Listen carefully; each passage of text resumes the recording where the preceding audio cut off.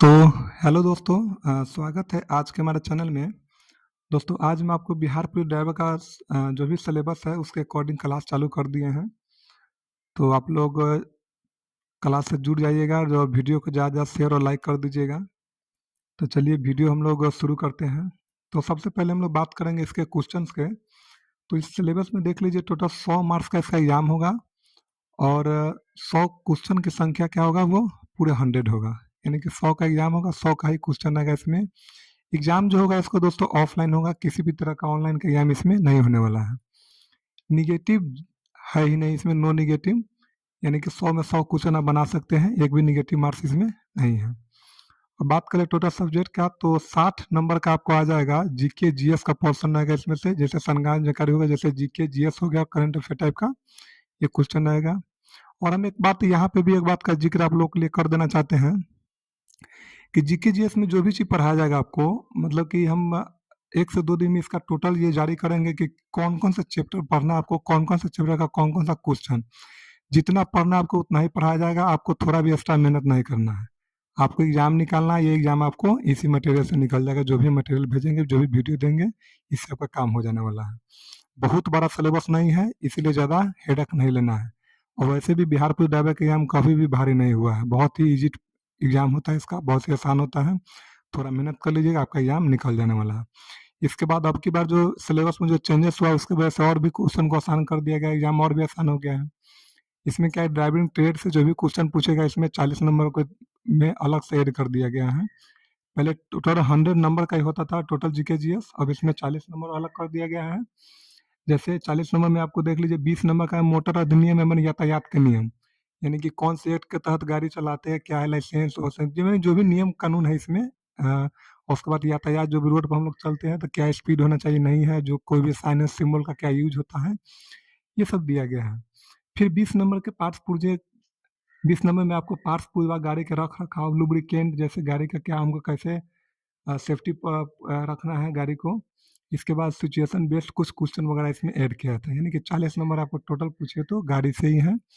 और ये बहुत ही आसान होता है, इसका बहुत बड़ा सिलेबस है नहीं, बहुत ही आसान है। तो थोड़ा आप लोग मेहनत कीजिएगा, एग्जाम आपका निकल जाएगा।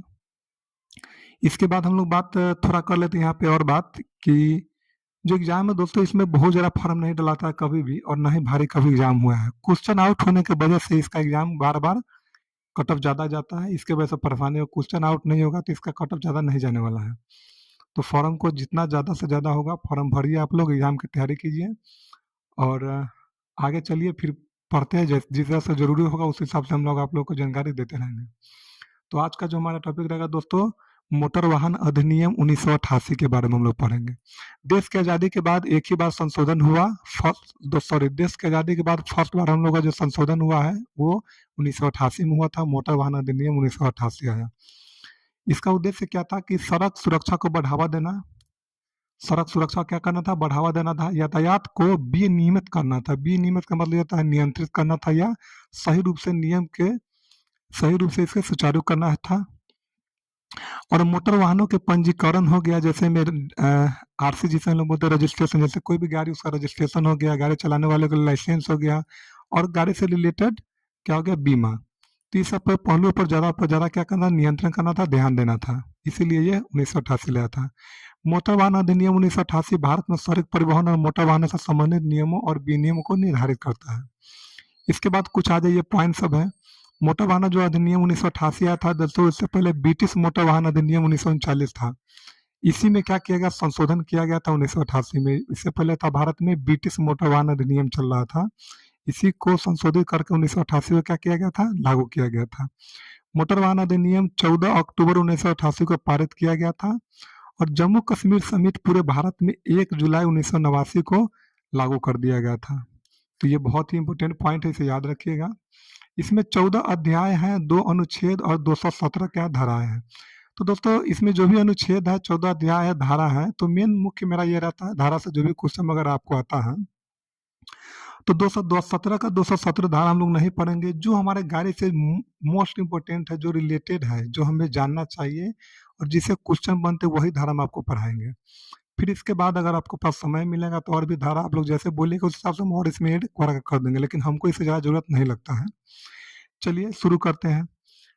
लाइसेंस से मोटर वाहन अधिनियम 1988 की जो मुख्य बातें थी क्या था? फर्स्ट में था लाइसेंस होना चाहिए, यानी कि अधिनियम में वैध लाइसेंस होने के बिना गाड़ी आप लोग और नहीं चला जैसे में बिना लाइसेंस के गाड़ी चलाना गैर कानूनी है। वाहन पंजीकरण होना चाहिए, आपका कोई भी गाड़ी है 2 चक्का, 4 चक्का, 6 चक्का, बस, ट्रक कुछ भी हो तो वो उसका रजिस्ट्रेशन होना अनिवार्य था। यानी कि बिना रजिस्ट्रेशन, बिना नंबर का गाड़ी आप नहीं चला सकते हैं। सड़क सुरक्षा में क्या था? अधिनियम का सड़क सुरक्षा को बढ़ावा देना था, यातायात के नियमों का पालन कराने का प्रावधान बना इसमें। और हर कुछ को मैंडेटरी किया गया, हर कुछ होना ज़रूरी नहीं तो उसके लिए अलग से फाइन वगैरह का व्यवस्था किया गया था। इसके बाद बीमा था, जो हम लोग गाड़ी का क्या करते हैं इंश्योरेंस कटाते हैं। तो मोटर वाहन अधिनियम 1988 में तृतीय पक्ष बीमा अनिवार्य किया गया था, जो दुर्घटनाओं के मामले में पीड़िता को क्या करता है? सुरक्षा प्रदान करता है। अगर आपके पास बीमा है तो आपको उसके लिए सज़ा का प्रावधान है, फाइन का प्रावधान है। अगर बीमा नहीं है तो आपको हमेशा के लिए उम्र कैद भी हो सकता है। इसी तरह से बीमा को ऐड किया गया उसमें। और गाड़ी से जो नुकसान वगैरह होता है उसका भी पैसा मिलता है इसमें। तो इसको क्या किया गया? अनिवार्य किया गया। और इसमें जुर्माना भी लगाया गया था। अधिनियम के नियमों का जो भी उल्लंघन करेगा उसके ऊपर जुर्माना का भी प्रावधान किया गया है। इसमें संशोधन में क्या था कि अधिनियम में समय-समय पर संशोधन किए जा रहे हैं, जैसे कि 2019 में भी किया गया और इसमें राशि और नियमों को सख्त किया गया था 2019 में। 2019 में ऐसा कोई नियम नया आया नहीं, लेकिन जो भी नियम था उसको बहुत ही मजबूती के साथ खड़ा किया गया, इसलिए संशोधन किया गया था। अब मोटर वाहन अधिनियम 1988 सुरक्षा और सुचारू यातायात निश्चित करने के लिए एक महत्वपूर्ण कानून बन चुका था। अब यहाँ पे हम लोग आ जाते हैं इसके मुख्य धारा के बारे में। तो दोस्तों, मोटर वाहन अधिनियम में मुख्य जो धारा था, मोटर वाहन अधिनियम में जो इसका मुख्य धारा था दोस्तों, इसमें था जैसे लाइसेंस, पंजीकरण, बीमा और यातायात के नियम को नियंत्रित करना था। इसके बाद हम लोग पढ़ेंगे लाइसेंस, लाइसेंस के लिए योग्यता क्या है, पंजीकरण क्या है, परमिट क्या होता है, गति सीमा क्या होता है, हेलमेट क्या होता है, दस्तावेज है, क्षतिपूर्ति है, आर्थिक सहायता है और जो भी दावा वगैरह हम लोग करते हैं, सामान्य अपराध है क्या, किस कौन से नियम में कौन सा अपराध माना जाता है, आदेशों की अवहेलना करना होता है, आप नियम कानून के विरुद्ध चलिएगा और तो उस वो अवहेलना के अंतर्गत आ जाएगा। लाइसेंस के बिना गाड़ी आप नहीं चला सकते हैं, खतरनाक ड्राइविंग, आप रैश ड्राइविंग वगैरह, गाड़ी दारू पीकर या शराब पीकर गाड़ी चलाना, ओवरलोडिंग करना, बीमा के लिए चलानी, ये सब इसका मुख्य धारा था। ये आपको याद होना ही चाहिए क्योंकि क्वेश्चंस यहीं से बनते हैं इसका। और इसी को कुछ डिटेल में हम लोग पढ़ेंगे। तो धारा 1 के बारे में सबसे पहले हम लोग समझेंगे। धारा 1 में दिया गया था संक्षिप्त नाम एवं विस्तार, इसके अंतर्गत विभिन्न परिभाषा दिए गए, जैसे दिया गया लाइसेंस के लिए ड्राइविंग लाइसेंस होना चाहिए, लर्नर होना चाहिए, चालक, वाहन परमिट, मोटरसाइकिल, हल्का वाहन, भारी वाहन इत्यादि, ये सब नाम था कि ये सब इसका परिभाषा दिया गया था, नाम इसमें दिया गया था फलाना चीज का, ये सब वगैरह को इस नाम से संबोधित किया जाएगा। धारा 2 में कहा गया था हल्का वाहन का जो वजन होता है बिना लोडिंग का 75-100 केजी होना चाहिए और भारी जो वाहन होगा 12,000 केजी से अधिक नहीं होना चाहिए। तो ये धारा 2 में कहा जाता है कि आपका गाड़ी बिना लोडिंग के इतना वजन होना चाहिए और भारी वाहन इतना से ज्यादा वगैरह नहीं आएगा। भारी वाहन में ट्रक, बस ये वगैरह सब आता है।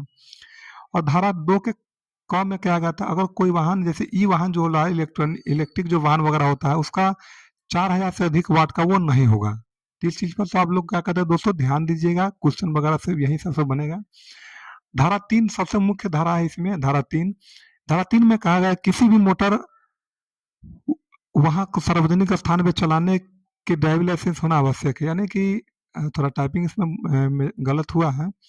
यूँ समझिए कि सार्वजनिक स्थान पे आप बिना ड्राइविंग लाइसेंस के गाड़ी आप नहीं चला सकते हैं, ये धारा 3 में है। दोस्तों, धारा बहुत ईज़ी रूप में आपको याद हो जाएगा क्योंकि ये हम लोगों से रिलेटेड, हम लोग रोज़ गाड़ी चलाते हैं, इसमें जो भी है ड्राइवर सब है, तो ऑलरेडी आपको धारा ऐसे भी याद हो जाएगा, बहुत आसानी से थोड़ा रिवीजन कर लीजिएगा। तो धारा 3 कहता है कि आपके पास गाड़ी चलाने के लिए लाइसेंस होना अनिवार्य है। ठीक उसी प्रकार से धारा 4 में कहता है कि धारा 4 में कहा था कोई व्यक्ति जिसका उम्र 18 वर्ष से कम है वह सार्वजनिक स्थान पर वाहन नहीं चला सकता है। वैसे भी 18 वर्ष से कम उम्र वाले के लिए लाइसेंस भी नहीं बनता है, तो उसका गाड़ी चलाने का तो अधिकार ऐसे ही खत्म है। लेकिन एज के बारे में बोलेगा कि एज का जिक्र कौन सा धारा में किया गया है, तो धारा 4 में किया गया है। अब 20 वर्ष से कम उम्र का व्यक्ति कमर्शियल वाहन यानी कि जो भी ट्रांसपोर्ट का गाड़ी होता है, जैसे पीला प्लेट जिसे हम लोग बोलते हैं, वो गाड़ी 20 वर्ष से कम वाला नहीं चला सकता है। इस धारा के अंतर्गत एक नियम संशोधन यह किया गया, 50 सीसी से जो भी 50 सीसी के आसपास में गाड़ी है यानी कि 50 सीसी से कम है, वो 16 वर्ष की आयु वाला व्यक्ति उसका लाइसेंस भी बनता है, गाड़ी भी चला सकता है। ये भी एक मुख्य बातें हैं कि जिसका उम्र 16 से 18 के बीच में लाइसेंस है, कोई बनाना चाहता है तो उसका बनेगा लाइसेंस, लेकिन उस वो जो गाड़ी होगा 50 सीसी से अधिक का गाड़ी नहीं चला सकता है। जो बाइक वगैरह भी वही नहीं चलाएगा, छोटा-छोटा जो स्कूटी वगैरह आता है वो सब वो चला सकता है।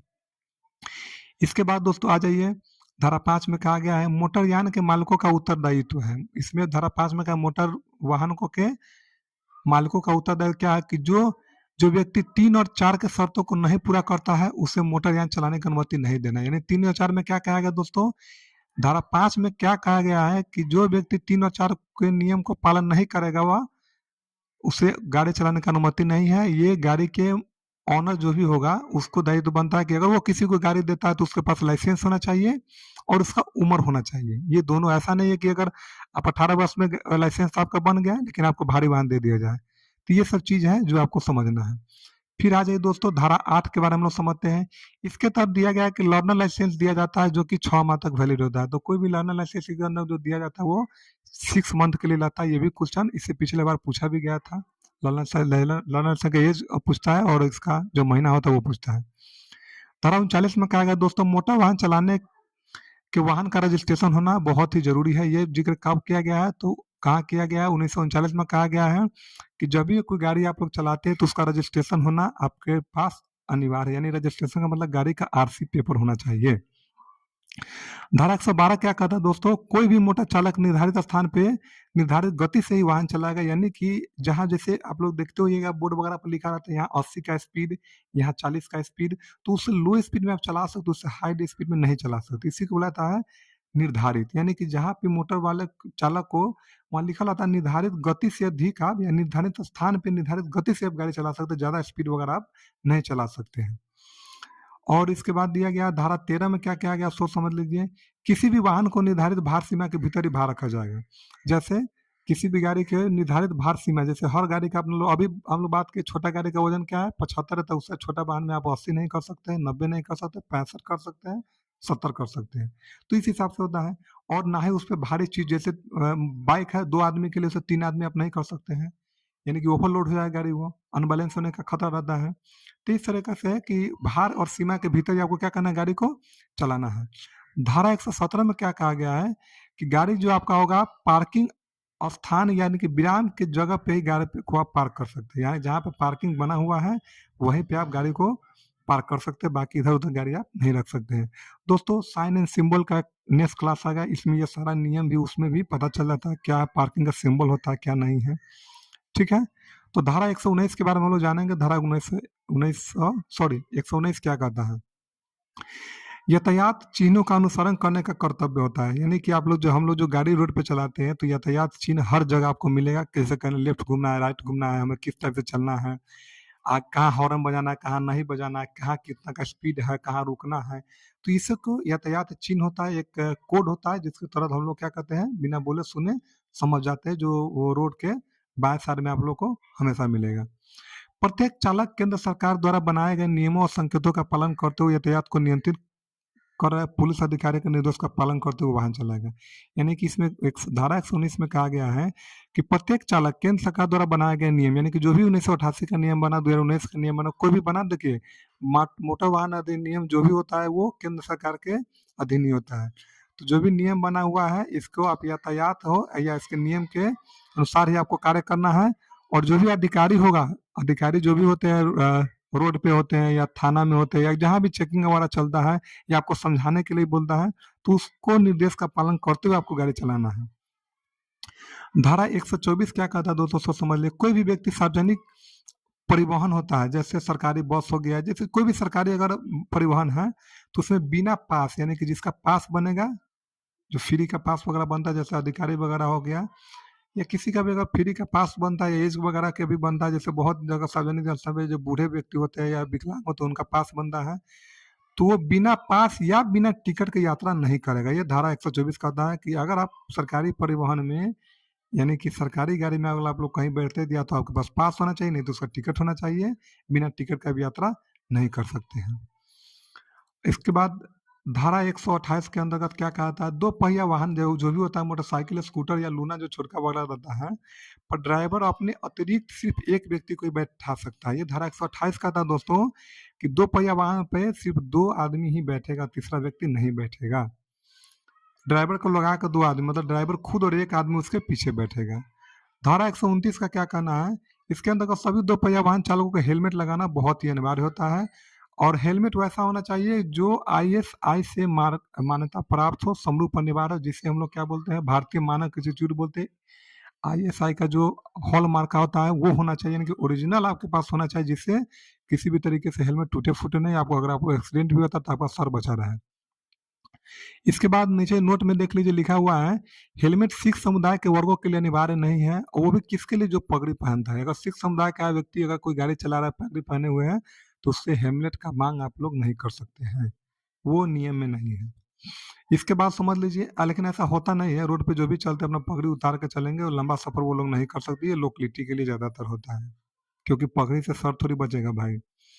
धारा 130 में आ जाइए, वाहन चालक वर्दी पहने किसी भी पुलिस अधिकारी को पंजीकरण आवश्यक कागज मांगने पर वो प्रस्तुत कर सकता है। धारा 130 में कहा गया है कि कोई भी वाहन चालक हो, अगर उसे कोई पुलिस अधिकारी पकड़ता है, यानी कि अगर वो वर्दी पहने हुए है, तो वर्दी पहने हुए कोई ना कोई अधिकारी पकड़ेगा आपको, कोई कांस्टेबल वगैरह नहीं रहेगा वहां पे, या अगर कांस्टेबल को भी निर्देश दिया जाता है तो वो आपका वाहन चेक कर सकता है, वो उसके बगल में जो अधिकारी होते हैं इनका काम रोकना होता है, अधिकारी वहां से आपका कागज वगैरह चेक कर सकता है। तो यहाँ पे दिया गया है, ये आवश्यक प्रस्तुत करना जरूर रहता है 130 में। धारा 134 में दोस्तों क्या कहा गया है, दुर्घटना और किसी व्यक्ति को हुई क्षति के प्रति चालक का क्या कर्तव्य है। जैसे मान लीजिए रोड पे हम लोग चल रहे हैं, कहीं किसी के साथ कोई दुर्घटना हो गया, किसी के साथ, आपके साथ नहीं, किसी को रोड पे किसी को हो गया, तो आपका क्या कर्तव्य बनता है, एक अच्छे ड्राइवर का क्या कर्तव्य बनता है कि आप उस व्यक्ति को किसी नजदीकी अस्पताल में ले जाइए, इसकी सूचना पुलिस को दीजिए, या पुलिस मांगे तो भी इसकी सूचना दीजिए। अगर घटना पर पुलिस नहीं आ पाई या अस्पताल में भी पुलिस नहीं आ पाए, तो आपका कर्तव्य बनता है कि थाना में जाकर इसकी घटना को पुष्टि करना, उन्हें बताना है। इसके बाद दिया गया धारा 134 के ए, इसमें कहा गया दोस्तों, मोटर वाहन अधिनियम 2019 के संशोधन के बाद इसमें कहा गया कि ऐसा कोई भी व्यक्ति जो दुर्घटना के वक्त मदद करेगा, उसे सिविल या आपराधिक कार्रवाई से दूर रखने की सुरक्षा दी जाएगी। दोस्तों इसमें पहले क्या होता था, जैसे कोई आदमी रोड पे घटना हुआ, कोई गिर गया, मर गया, पड़ गया, और कोई उसको हॉस्पिटल लेके गया, तो पुलिस उसी को फंसा देता था, कोई डर से किसी को उठाता नहीं था कि आप उसके परिजन हम ही को ना फंसा देवे, कि हो सके हम ही से एक्सीडेंट हुआ होगा, क्योंकि उस टाइम तो कोई रहता है नहीं। तो इसके लिए एक नियम लाया गया कि इसमें कोई हेल्प करने के लिए लोग सही से एक्टिव नहीं होते थे कि हम क्यों जाए पुलिस केस में पड़ने। तो धारा 134 को 1919 2019 में संशोधन किया गया, और उसमें एक कॉलम जोड़ा गया, इसमें बोला गया कि अगर कोई व्यक्ति किसी को घटना दुर्घटना पे अगर कोई व्यक्ति किसी को हेल्प करता है, तो उसपे सिविल या आपराधिक कार्रवाई से उसे हमेशा के लिए, यानी कि उसका नाम वगैरह उसमें नहीं दिया जाएगा, उसे उसके जानकारी को गुप्त रखा जाएगा। इसके लिए साथ कुछ इनाम वगैरह का भी प्रबंध किया गया था। धारा 161 में क्या कहता है दोस्तों, सो समझिए, हिट एंड रन का केस जो बनता है, अगर आप किसी को ठोकर मार के भाग गए, इसमें दर्ज तो इसमें क्या होता है कि दोस्तों हिट एंड रन का केस आपको लगता है, जैसे टक्कर मार कर भागने पर हिट एंड रन का मामला आता है। जैसे ये केस तो हिट एंड रन का मामला आज तक भी सलमान खान पर चल रहा है, तब से ये फेमस है। धारा 131 में कहता है कि अगर आप किसी को ठोकर मार के भाग जाइएगा, तो उस पर हिट एंड रन का केस लगेगा, या कोई ना कोई देखा रहता है, कहीं ना कहीं पकड़ा जाइएगा, या सीसीटीवी लगा हुआ है, तो कहीं ना कहीं से तो आपको नॉलेज जानकारी हो जाता है कहीं भी घटना हुआ। अगर पकड़े गए, तो आप पर हिट एंड रन का मामला दर्ज होगा। और ये हिट एंड रन का मामला में है क्या क्या प्रावधान है, सोच समझिए। अगर उस व्यक्ति का मृत्यु हो गया, तो उसको 2 लाख रुपया देना है, और गंभीर चोट या घायल है तो 50,000 रुपया का प्रावधान है। इसके बाद इसमें और भी संशोधन है, आगे हम लोग पढ़ेंगे। चलिए, धारा 177 क्या कहता है दोस्तों, जहां कोई दंड उल्लेखनीय नहीं है, यानी कि किसी भी चीज के लिए हो सके कोई आप ऐसा गलती किए जिसका उल्लेख किताब में, बुक में, या थाना प्रभारी के पास नहीं है कि इसका कितना फाइन या कौन सा सजा मिले, तो धारा 177 कहता है कि अगर कोई दंड उल्लेखनीय नहीं है, कोई ऐसा आप कार्य कर लिए, वहां पहली बार अगर उल्लंघन आप लोग करते हैं तो 100 रुपया, दूसरी बार में 500, और जो कि 2019 में उसे पहली बार में 500 और दूसरी बार में 1000 कर दिया। यानी कि अगर आपके पास नहीं भी कोई प्रॉब्लम है, कोई धारा का जिक्र नहीं है, आप नियम से चलिएगा, कोई गलती किएगा, तो आप पर चाहे तो पुलिस 500 का फाइन वैसे भी कर सकता है। जो नियम में नहीं है फिर भी आपको 500 रुपया का फाइन वो कर सकता है कि फलाना चीज आप ये नियम के विरुद्ध कर रहे हैं। ठीक है, तो हमें क्या करना है, गाड़ी चलाने के लिए जो भी आवश्यक कागजात है, पेपर, वो सबको रख के ही चलना है। इसके बाद दोस्तों देख लीजिए, धारा 178 क्या कहता है कि बिना टिकट यात्रा करने पर आपको 500 रुपये का जुर्माना लगेगा। ये तो क्लियर है, बिना टिकट यात्रा करने के लिए आपको कितना लगेगा, तो 500 का जुर्माना लगेगा। धारा 180 क्या कहता है सो देख लिए।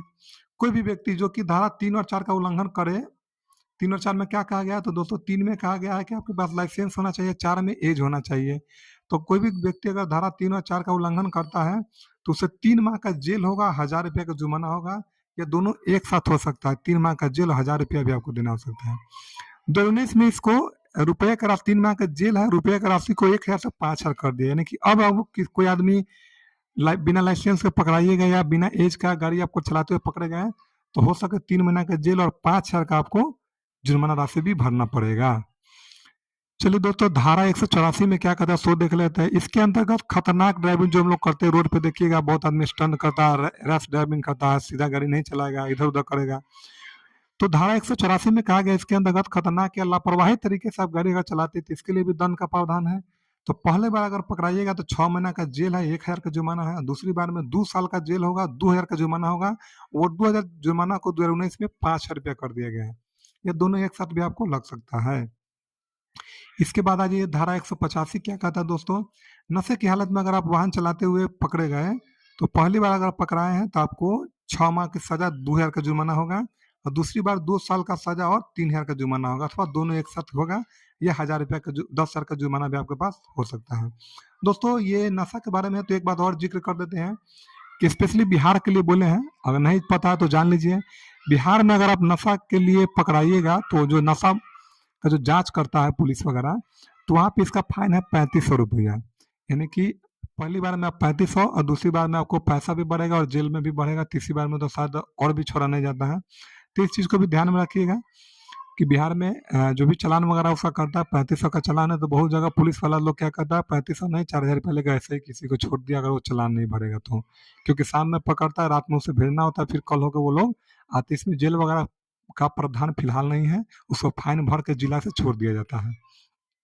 लेकिन ये पहली बार का प्रावधान है, दूसरी बार में और उसका नियम है, तीसरा बार में और है। तो इस तरीके से है। इसके बाद यहाँ आ जाइए, जब तक ये सब नियम जो एक्साइड के अंतर्गत आता है तो वही पुलिस वाला जो दारू वगैरह चेकिंग करता है। धारा 189 में क्या कहता है दोस्तों समझ लीजिए। राज्य सरकार की अनुमति के बिना सार्वजनिक स्थान पर आप, यानी कि राज्य सरकार के बिना अनुमति के सार्वजनिक स्थान पे आप गाड़ी का स्टैंड, मुकाबला या रेस वगैरह नहीं लगा सकते, नहीं कर सकते। इसके लिए भी दंड है जो कि 1 माह का जेल है, 5000 का जुर्माना है, या दोनों में से कोई हो सकता है या दोनों हो सकता है। तो इसके लिए भी परमिशन चाहिए होता है स्टंट या मुकाबला या रेस कराने के लिए। मान लीजिए किसी को 2 किलोमीटर के अंदर में रेस करवाना है तो उसके लिए राज्य सरकार से परमिशन लेना पड़ता है कि मैं फलाना, तब ना आपके लिए रोड खाली कराया जाएगा और आपको सुरक्षा दिया जाएगा। धारा 190 क्या कहता है दोस्तों सोच समझिए। पर्यावरण को हानि पहुंचाए बिना वाहन यदि सार्वजनिक स्थान पर लाया जाता है तो उसका पहली बार, यानी कि पर्यावरण को हानि पहुंचाने वाला वाहन, जैसे बहुत सा धुआं है किसी वाहन में, किसी का ऑयल गिर रहा है, किसी का, तो इस हिसाब से, या किसी गाड़ी में आग लगा हुआ है, तो पर्यावरण को जैसे कोई गाड़ी से हानि होने वाला हो तो उसका उल्लंघन पहली बार कीजिएगा तो 1000 रुपये का जुर्माना, दूसरी बार में 2000 का, और ये दोनों को हटा के अब जो किया गया है वो 10,000 कर दिया गया है। तो इस चीज़ का भी ध्यान रखिएगा। गाड़ी अच्छा जगह पे आपको होना चाहिए, खराब है, प्रॉब्लम है तो गाड़ी को घर पे रखिए या गैरेज में रखिए, रोड पे आप नहीं लगा सकते हैं। धारा 192 क्या कहता है दोस्तों। बिना रजिस्ट्रेशन वाहन का उपयोग, यानी कि धारा 39 का उल्लंघन करने पर पहली बार अगर आप पकड़ाइएगा तो 5000 का जुर्माना, दूसरी बार में 1 साल की सजा प्लस 10,000 का आपको जुर्माना लगेगा। धारा 193 क्या कहता है दोस्तों। लाइसेंस का उल्लंघन करने पर दंड का प्रावधान टैक्सी जैसे ओला, उबर, रेपिडो या राज्य सरकार लाइसेंस जारी करेगा। जैसे लाइसेंस का उल्लंघन जो भी अगर आप कीजिएगा, जैसे ओला, उबर और रेपिडो हो गया, तो राज्य सरकार जारी करेगा, इन्हें IT एक्ट 2000 का अनुपालन करना होगा। यानी कि ये समझ लीजिए कि जो भी टैक्सी वाहन चल रहा है, ओला है, ऊबर है, रेपिडो है, तो इसके लिए राज्य सरकार एक लाइसेंस जारी करेगा। वो जो लाइसेंस होगा IT एक्ट 2000 के अनुकूल होगा या अनुपालन करना होगा, और इसका उल्लंघन करने पे आपको 25,000 का फाइन है, और मैक्सिमम फाइन 1 लाख तक का आपका जुर्माना कर सकता है। धारा 194 क्या कहता है दोस्तों सोच समझ लीजिए। निर्धारित भार से अधिक भार के ले जाने पर दंड का प्रावधान है, यानी कि गाड़ी को जो भी हो निर्धारित भार से अधिक भार की गाड़ी आप नहीं चला सकते हैं। मोटरसाइकिल में 100 से 1000 और 3 माह का लाइसेंस निलंबित हो जाएगा। जैसे में 3 आदमी, ट्रिपल आदमी से मान लीजिए पकड़ा जाइएगा तो उस गाड़ी पर भार का वजन भी बढ़ेगा, ओवरलोडिंग का आपको केस चला जाएगा, तो मोटरसाइकिल पे 100 से 1000 रुपया का आपका जुर्माना हो जाएगा और 3 माह का आपका जो लाइसेंस है 3 महीना तक आपका लाइसेंस आप नहीं चला सकते, निलंबित कर दिया जाएगा। और माल वाहन जो उसका 2000 से लेके 2000 रुपया मिनिमम फाइन है या 1000 रुपया पर टन, यानी कि मान लीजिए आप ज़्यादा वजन किए हैं तो पर टन के हिसाब से 1000 रुपया जो देना होगा, जो या 20,000 या 2000 रुपया टन। तो ये सब वो आपको वजन के ऊपर डिपेंड करता है आपको किस तरह का फाइन आपको देना है। धारा 194 का एक क्या कहता है, यात्री वाहन पे प्रति व्यक्ति जुर्माना 1000 है, या आप ट्रिपल लोडिंग से आप गाड़ी जा रहे हैं तो हर व्यक्ति पे आपको 1000 रुपया जुर्माना देना पड़ेगा। धारा 94 बहुत जरूरी है दोस्तों, इसको वीवीआई मान के चलिएगा। इसके बाद दिया गया है 194 के बी में बोला गया सीट बेल्ट नहीं लगाने पे पहले 100 रुपये जुर्माना था, अब इसे 1000 कर दिया। यानी देखिए जो भी भाड़ा को बढ़ाया गया, यानी कि जो भी आपको फाइन बढ़ाया गया है सब 2019 के बाद बढ़ाया गया, यानी कि 2019 के संशोधन में बढ़ाया गया। तो इसी को ध्यान रखिएगा। पहले हेलमेट का भी 100 रुपया था, उसे 1000 रुपया कर दिएगा। सीट बेल्ट का पहले 100 रुपया फाइन था, उसे 2019 में 1000 कर दिया, यानी कि सभी चीज को 10 गुना कर दिया गया था। और धारा 194 का सी क्या कहता है, 2 पहिया वाहन पर 3 सवारी होने पर 100 के स्थान पर 1000 का जुर्माना, 3 माह का लाइसेंस दिए। तो पहले भी पढ़े थे, ये धारा 139 सी में इसका नियम का उल्लेख किया गया है। और 94 का डी क्या कहता है दोस्तों, हेलमेट न लगाने पर 100 के स्थान पर 1000 का जुर्माना है, 3 माह का लाइसेंस निलंबित होगा। तो ये सब थोड़ा देख लीजिएगा। इसके बाद 94 का ई क्या कहता है दोस्तों, इमरजेंसी वाहन जैसे एम्बुलेंस हो गया, फायर ब्रिगेड का गाड़ी होता है जो पानी आग वगैरह बुझाने वाला पानी जो था उसको अगर रास्ता नहीं दीजिएगा तो 10,000 का जुर्माना है। इस पर भी ध्यान देना है आपको इमरजेंसी वाहन के लिए। और 196 में क्या कहता है, इसके अंतर्गत बिना लाइसेंस के आप गाड़ी चलाने पर 1000 और 3 महीना का सजा या 2000 रुपया 3 महीना का सजा आपको होगा। धारा 199 का ये क्या कहता है, यह धारा 2019 के संशोधन में जोड़ी गई है कि अभिभावक या वाहन मालिक को किशोर के कारण हुई दुर्घटना के जिम्मेदार बताता है।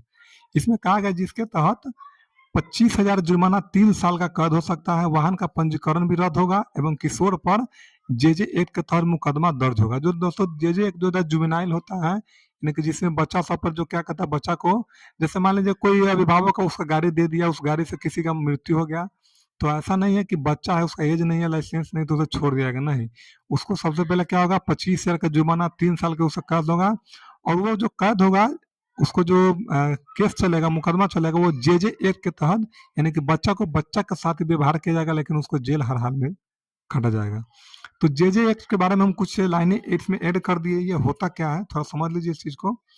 जेजे जेजे एक्ट जो होता है, जिसे किशोरी न्याय बच्चों की देखभाल और संरक्षण के अधिनियम में 2015 में भी कहा गया है कि यह कानून जो भारत में 18 वर्ष से कम उम्र के बच्चे के लिए बनाया गया, यह अधिनियम बच्चों के देखरेख, संरक्षण, उपचार, विकास और पुनर्वास से संबंधित खासकर उन बच्चों के लिए जो कानून के साथ संघर्ष में है या जिन्हें देखरेख के संरक्षण की आवश्यकता होती है। यानी कि किसी भी केस में अगर आप बच्चा है, नाबालिग हो गए हैं, तो जे के तहत आपका देखरेख होता है, उसी के तहत आपको संरक्षण, उपचार वगैरह भी, आपके विकास, पढ़ाई लिखाई सारा कुछ इसमें मैनेज किया जाता है।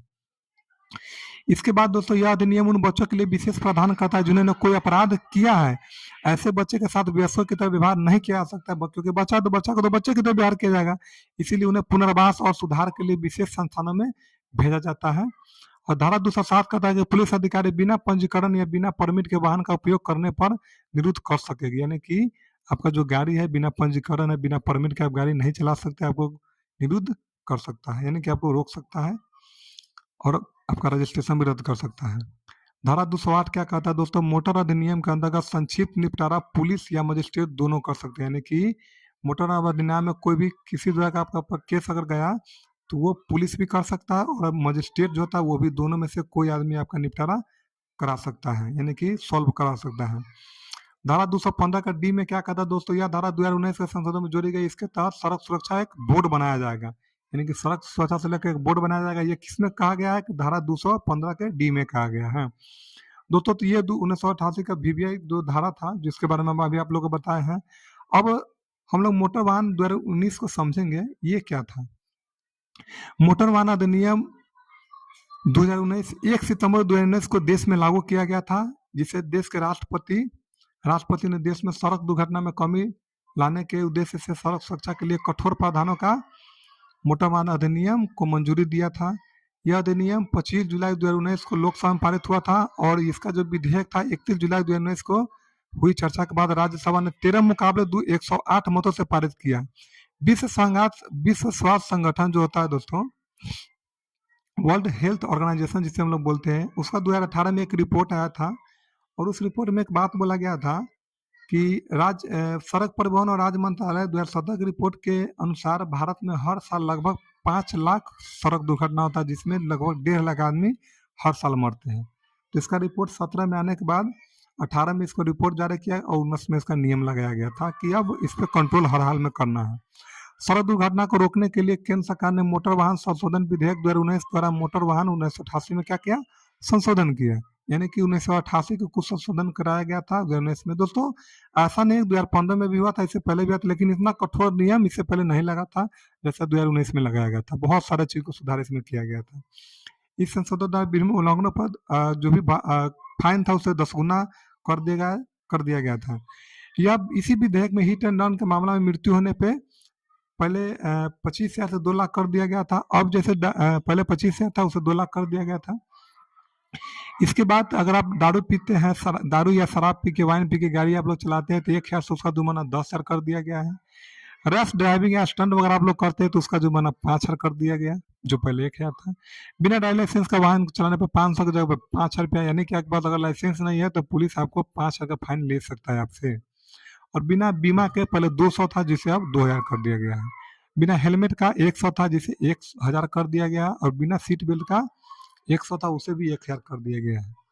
इसके बाद दोस्तों यहाँ आ जाइए, थर्ड पार्टी बीमा। हर मोटर चालक के लिए थर्ड पार्टी बीमा का जो थर्ड पार्टी बीमा क्या, तो पहले सोच समझिए। थर्ड पार्टी बीमा आपको सिर्फ और सिर्फ नियम कानून के लिए दिया जाता है।